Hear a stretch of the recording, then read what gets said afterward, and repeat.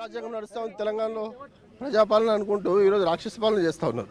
ఇది మంచి పద్ధతి కాదు. వాళ్ళందరూ అరెస్ట్ చేస్తూ ఉన్నారు. ఏసీపీ గారు, ఇక్కడ సిఐ గారు ఛాయదారి కూడా పోనీకపోతే ఏం నడుస్తుంది తెలంగాణలో? కాబట్టి ఇప్పటికైనా చెప్తా ఉన్నాం, మేము శాంతియుతంగా పోరాటం చేస్తూ ఉన్నాం, అనుమతించండి.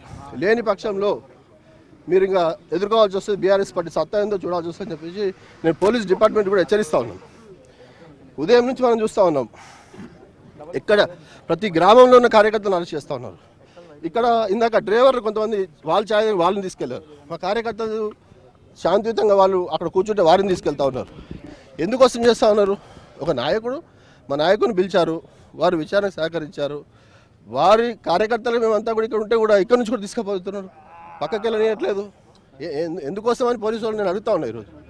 దేనికోసమని ఈరోజు తెలంగాణలో మరి రేవంత్ రెడ్డి గారి రాజ్యాంగం నడుస్తూ ఉందా, అంబేద్కర్ గారి రాజ్యాంగం నడుస్తూ ఉంది? ఏం నడుస్తుంది? ప్రజాపాలన నడుస్తూ ఉందా, రాక్షస పాలన నడుస్తూ ఉందా? ఏం నడుస్తూ ఉంది?